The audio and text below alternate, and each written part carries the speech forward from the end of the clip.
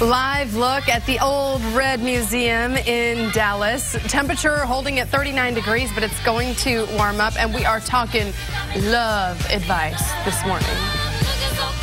Well, a lot of people just celebrated Valentine's Day, but for those who don't necessarily have somebody to spend it with, it can be a hard time of year. So joining us with some tips on finding the right person is North Texas matchmaker and relationship expert Jennifer Styers. Good morning, Jennifer. Good morning. This is an interesting topic this time of year. You know, so if somebody's really not just looking to date, find the one, the person for them.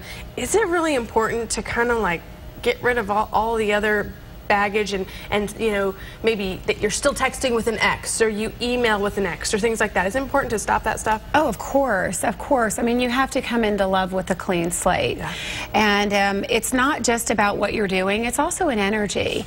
There's an energy we bring in, and if we haven't let go of anything from the past, it will affect our current relationship, and if we're not in a relationship, our ability to find one. We've all had that friend that is going out there and dating, and you know, and maybe we've been the person, but we usually don't know that we're that person that hasn't gotten over the person that they dated beforehand, and then they try to get out and date again. Is that helpful or not? It's really not, because it's not fair to the person that you meet. Because if somebody else is ready and they're looking for a relationship, and then they meet you and get into a relationship with you, but yet your heart is still somewhere else, you're not able to give them 100% of your focus, time, and energy.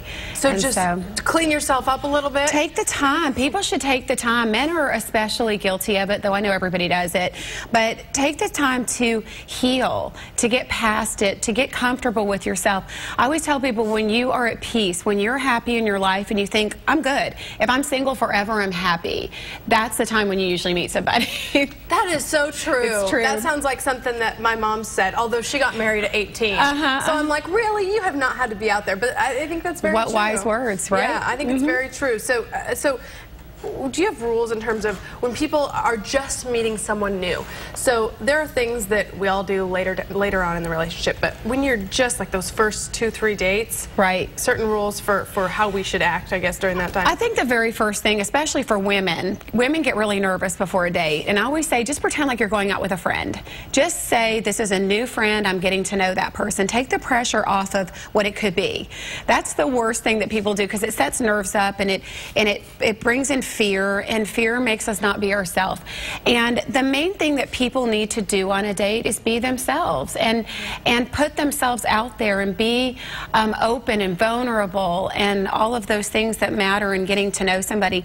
Men and women, especially men, and I tell this to women all the time, don't be afraid to, you know, to express your feelings. Don't be afraid to be yourself.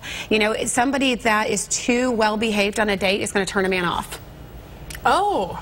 Okay, well, that's something to think about. Absolutely. Jennifer, thank you so much. Some good advice for everybody. So if you want some more tips, we have a link to her website, which has more information on our website, myfoxdfw.com.